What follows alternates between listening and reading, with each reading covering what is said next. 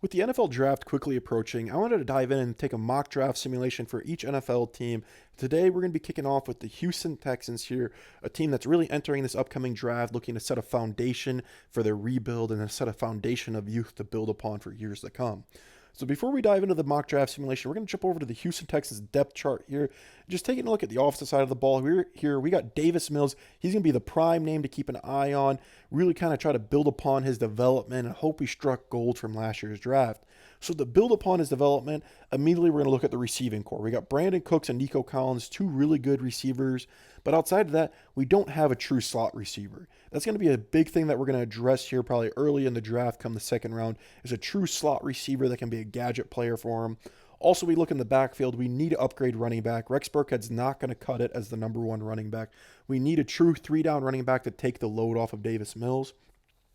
Looking down on the offensive line here, we got a decent group here. We definitely need to get an upgrade here probably on the right side of the offensive line, get some developmental pieces for the future. And with Pep Hamilton staying around as offensive coordinator, we're expecting to see a lot of heavy sets, probably 12 personnel, power run game. So we could also be seeing a second tight end get drafted pretty early here to pair with Brevin Jordan. Farrah Brown's a nice piece as well, but definitely probably thinking a tight end here probably in the 4th, 5th round. Defensively, we're going to be keeping Lovie Smith around, so we're expecting the too high safety look. And with that, we're going to have to address the defensive line. When you live out of too high safety looks, you need to have a defensive line that's able to stop the run and stuff the run to let your safeties play coverage. So immediately, defensive line help is a big necessary piece. Wouldn't mind addressing linebacker here late into the draft. I believe the middle linebacker position is pretty deep. I think we could find a couple field generals to command this defense for years to come. So without further ado, we kind of set the foundation here of running back, offensive line, slot receiver, and some defensive line. I think those are the big areas to address early on in the draft. So with that in mind, let's go ahead and jump into the simulation here. So we're going to be picking at 103 here, and as we see, Aiden Hutchinson and Kyle Hamilton go pick 101 and 102. I don't know how realistic that will be. I think Aiden Hutchinson and then Kayvon Thibodeaux will most likely go, or you might see Malik Willis go. But for this simulation, this is how the board fell to us. And immediately what I'm seeing here on the paper, Kayvon Thibodeaux, defensive end from Oregon, absolute dominant force. He needs to improve in his run defense, but he's an elite pass rusher. He's an edge guy that could easily be an all-pro caliber player early on in his career. So without thinking about it, Kayvon Thibodeaux, we got our new all-pro defensive end. And now we're moving down here to pick 113. We've seen a lot of names go here. We got Derek Stingley's gone, Evan Neal, Ahmad Gardner. A lot of these big name prospects are off the board. But, we still got a loaded class here to look at. We got George Karlaftis, another edge rusher here. I think he would definitely be in play if Kayvon Thibodeaux wasn't at pick 103.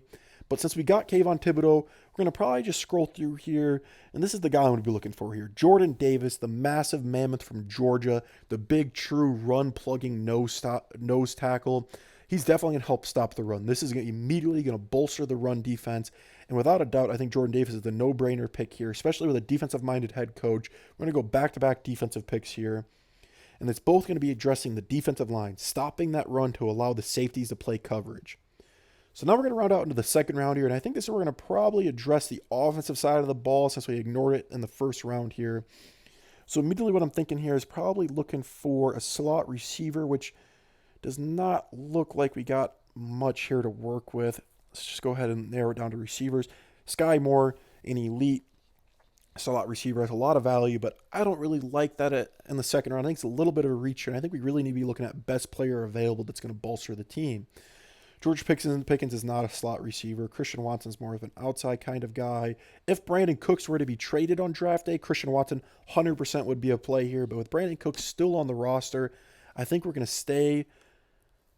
Yeah, I think we're going to hold off here and not take Christian Watson. So thought process here, we got Jalen Petrie, nickel kind of safety type player, but I think we can't really address the defense again. But, unless we're going to reach on an offensive player, I think we have to go defense again. I don't really see a great fit here. What's jumping off the screen, honestly, Chad Muma from Wyoming would be a great fit. Sideline to sideline, Mike linebacker. He can play coverage. He can stop the run. This might be the move here. I think this would be a nice young piece to command this defense for years, and I think that's where we're going to go here. Chad Muma from Wyoming. So a little bit of a strange start. We go defense, defense, defense. I don't know how for sure the Texans fans would like that, especially when we're trying to build around Davis Mills. But coming into the third round here, I already have a guy in mind that I think has tremendous value here, and that will be Calvin Austin from Memphis. A gadget 5'8". He's a little bit undersized, but runs a sub 4.2 speed, has crisp route running as we saw at the Senior Bowl. I think he'll come in and slot right into that slot receiver role day one. He'll be a gadget player you can throw bubble screens to, you can throw screens to. He's a shifty. If you give him some space, he's going to make defenders miss. He's going to burn through defenses. This is a no-brainer for me. I think Calvin Austin is the speed the Texas offense needs. We're going to come back into the third round here, and we've kind of not really addressed the offense extremely well. I mean, we've ignored tackle basically completely, so I think this is actually the area where I see a guy jumping off the screen to me here. Nicholas Petit from Ohio State, played right tackle his career at Ohio State. Really put up some really good stuff on tape. Really only struggled one game all year, and it was against Aiden Hutchinson. He was dominated. I think he allowed 12 or 13 pressures or something like that. A really tough game, but overall, Ohio State as a whole played in that game very poorly. But I think drafting Nicholas Petit here in the third round, you're going to get a day one starter at right tackle. I think he could step in and he would be a top 20, top 24 right tackle in the NFL right off the bat, what I truthfully believe. So that's a no-brainer for me. We're going to keep building around the trenches here. Three of our top 60 picks have came right into the trenches. So obviously, that's where my opinion is that the Texans need to address is down in the trenches. That's how you win football games, is having a dominating defensive line and a dominating offensive line. So we're coming in here into the fourth round. We've addressed a lot of the needs on the offensive side of the ball, but we have ignored the fact that we are looking for a franchise running back. Like I said, we're going to see a lot of power running football here. So Tyler Algier from BYU is jumping off the screen, a big bowling ball of a running back, light on his feet, can run extremely well behind his pads, break through arm tackles, but he's not necessarily a scheme fit, especially if we're going to see a lot of gap scheme running plays from Pep Hamilton, because at BYU, Tyler Algier is more of a West Coast, wide zone, outside zone running back, but I think he would actually fit pretty well in a power running game as well and running gap scheme. But we'll hold off for now. Let's just take a look, make sure we're not missing anybody here. Marquise Hayes is another guy that can bump inside or will play inside and be a good developmental piece at right guard, but I don't think it'll be great value here in the fourth round. Kyron Williams is another 3-down running back, can catch the ball, can do everything out of the backfield, so he's another name to keep an eye on here. It's really tempting to go running back here. We've already addressed the defensive line pretty well. We got a linebacker. I mean, we could go... Oh, actually, I just saw a name that popped up that would be quite interesting. So we got a handful of tight ends here, but the biggest name that's jumping off the screen to me is Jelani Woods from Virginia. I think he's definitely a third to fourth round prospect. I think PFF has him a little bit underrated here. Big 6'7" guy, runs, I believe it was a 4.68 or a 4.58 40 at the combine, had the second fastest 40 time for a tight end. Big seam ripper. He can jump out and be that big slot receiver as well. So he has a lot of versatility, especially if we're going to be running a lot of power football here, maybe seeing some 12 personnel sets, etc. Jelani Woods is a phenomenal scheme fit, I think. So is that another piece for Davis Mills? A big 6'7" frame, a big guy that can really torch through the seams and be a seam ripper, which I think will fit perfect with Davis Mills. So now we have back-to-back picks. So we're back here in the fourth round again. I think immediately we're going to take another peek here at the running backs, just double check. Tyler Algier, Kyron Williams, two names to keep an eye on here. Late into the draft, Pierre Strong's another guy. I don't believe we have a fifth-round pick.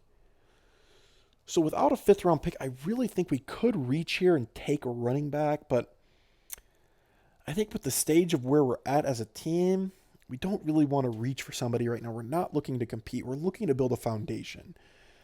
And really to set a foundation, I think Zion McCollum is another lengthy corner that could fit into the scheme. 6'4", I believe he is. Real long and lengthy. He's a good developmental piece in the secondary. But like I said, our secondary is not too bad with Lonnie Johnson and Desmond King. It gives a decent enough foundation to let us hold off another year to address other issues in this class. So let's see. I think we're going to go running back here, and I really think it might be BYU's Tyler Algier. Big bowling ball of a running back. Might be a little bit of a... He's not necessarily a scheme fit. Might take him a little bit of time to kind of settle into the offense, but so a bowling ball, physicality runner. He's going to set the tone for the offense. I think that's a great pick here in the fourth round. We're going to have a little bit before our next pick here. We're going to come all the way down, I believe, into the sixth round till our next pick. I don't believe we have a fifth round pick, if I remember correctly. It does not look like it's already picking at the top of the 6th round. We're going to have to look at who's here, but I definitely have a name in mind already I want to take a look at. And yep, he's here. Logan Brust, the right tackle from Wisconsin. He's played right tackle. He's played right guard. He's a versatile guy. Really, my biggest knock on him is his pass pro technique's not quite up to standard yet, but I generally do think he'll be a day one starter at right guard. We all know Wisconsin football. They like to pound the football. They like to run heavy, and that's what their offensive line specialty is run blocking. And I think he's going to be a perfect fit here at right guard. We're going to bump into right guard. He'll be a day one starter, slotted in. He's going to be able to maul through nose tackles. He's a physical run blocker, and he's going to be a tone setter on the trenches. So without a doubt, now I'm going to think about it, we got our right guard of the future with Logan Brust. Then we're going to come back here into the 6th round. This is where it's going to get a little bit interesting. We got to hit on these picks, especially if we want to kind of get out of this rebuild phase as quick as possible. We have to hit on some really good players here late in the draft, especially these 6th, 7th round picks.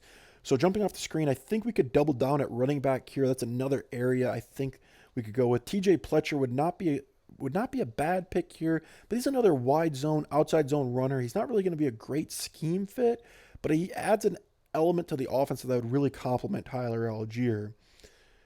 Devontae Price from Florida International, FIU, wouldn't be a bad play here. Another wide receiver would actually be pretty interesting, but not really falling in love with anybody. I think we've addressed receiver pretty well. We have Jelani Woods who can bump out and play a slot receiver. Whatever role you really want him to play, you'll be able to play pretty well. We could go tight end again. This is the difficult part of the draft. There's a lot of value here that you could hit on, but also there's not a lot to work with. We've addressed the offensive line pretty well. Did we ever get ourselves a true right tackle?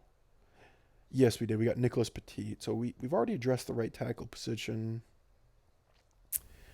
I'm really thinking running back again. I'm not going to lie to you guys. I know doubling down on running back for a rebuilding team might seem silly and wasting draft capital, but I really think it could be very complementary. It'd be a very nice complement to this offense to be able to kind of ease the pressure off of Davis Mills, being allow him to turn around and hand the ball off 20, 30 times a game and not put the stress of him having to just kind of air it out every game. So that's probably where we're going to go here. I think TJ Pledger, he's going to be a little bit of he doesn't fit the scheme necessarily extremely well, but he adds a nice complement to Tyler Algier. Another piece in the backfield. Like I said, we'll have Tyler Algier, TJ Pledger, and we also have the veteran and Rex Burkhead. Royce Freeman will also be there. It'll be a nice backfield that we can kind of set a rotation to help take some pressure off of Davis Mills.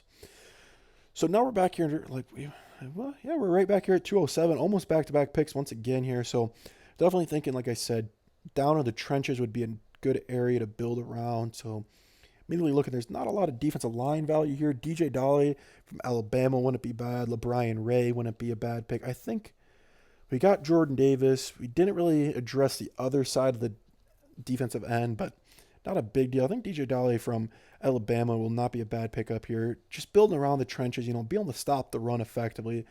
Really, you can see the emphasis, like I said. I think defensive line, offensive line has to be a big emphasis in this upcoming draft for the Texans. Now we're coming here into the 7th round. I believe this is our last pick.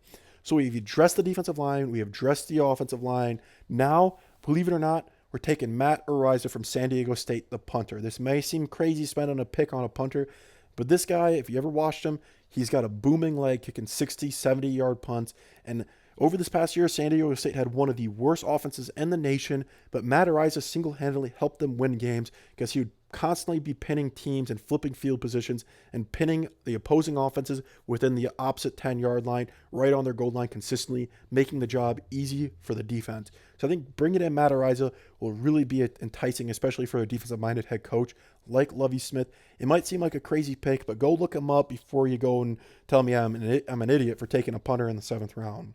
So let's see how we did here. Grading the draft here. Let's see what PFF thinks. I obviously take it with a grain of salt. PFF is everybody has their own opinion on PFF. So not looking to pay for anything here. So the overall grade, we got a B+.